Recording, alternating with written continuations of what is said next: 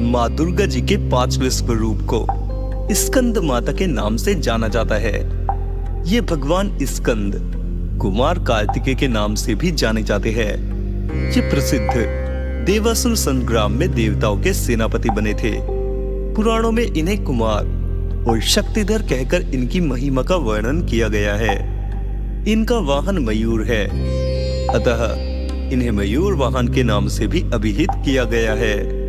इन्हीं भगवान स्कंद की माता होने के कारण माँ दुर्गा जी के इस 5वें स्वरूप को स्कंद माता के नाम से जाना जाता है। इनकी उपासना नवरात्रि पूजा के 5वें दिन की जाती है। इस दिन साधक का मन विशुद्ध चक्र में अवस्थित होता है।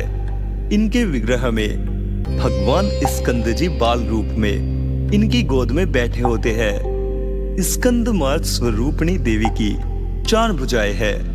ये दाहिनी तरफ की ऊपर वाली भुजा से भगवान स्कंद को गोद में पकड़े हुए है और दाहिनी तरफ की नीचे वाली भुजा जो ऊपर की ओर उठी हुई है उसमें कमल पुष्प है।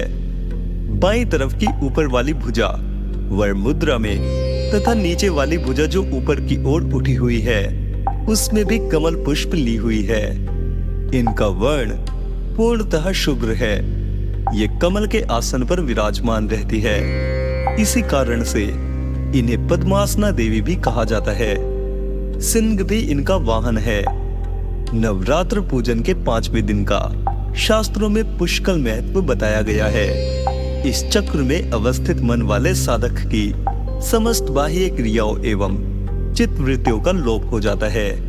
वह विशुद्ध चैतन्य स्वरूप की ओर अग्रसर हो रहा होता है। उसका मन समस्त लौकिक, सांसारिक, माइक बंधनों से विमुक्त होकर पद्मासना माँ स्कंद माता के स्वरूप में पूर्णतः तल्लीन होता है।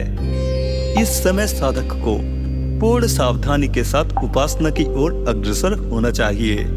उसे अपनी समस्त ध्यान वृत्तियों को एकाग्र रखते हुए साधना के पथ पर आगे बढ़ना चाहिए।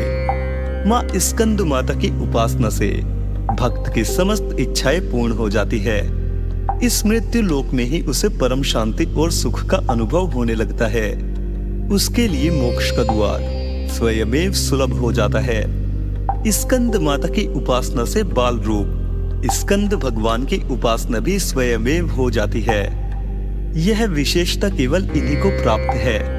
अतः साधक को स्कंद माता की उपासना की ओर विशेष ध्यान देना चाहिए। सूर्यमंडल की अधिष्ठात्री देवी होने के कारण इनकी उपासना अलौकिक तेज एवं कांति से संपन्न हो जाती है। एक अलौकिक प्रभा मंडल अदृश्य भाव से सदैव उसके चतुर्दिक परिव्याप्त रहता है। यह प्रभा मंडल प्रतिक्षण उसकी योग क्षेम का निर्वहन करता रहता है। अतः हमें एकाग्र भाव से मन को पवित्र रखकर माँ की शरण में आने का प्रयत्न करना चाहिए। इस घोर भवसागर के दुखों से मुक्ति पाकर मोक्ष का मार्ग सुलभ बनाने का इससे उत्तम उपाय दूसरा नहीं है। भक्तों की परम हितैषी माँ स्कंद माता को हम सब प्रणाम करते हैं। बोलिए माँ स्कंद माता की जय। यदि आपको इस प्रकार की वीडियोस अच्छी लगती है जहां आप कोई भी कार्य करते हुए अपने धर्म से जुड़ी हुई इन पवित्र कथाओं का आनंद ले सके और जान सके कि हमारे धर्म ग्रंथ क्या कहते हैं, तो हमारे चैनल को सब्सक्राइब करें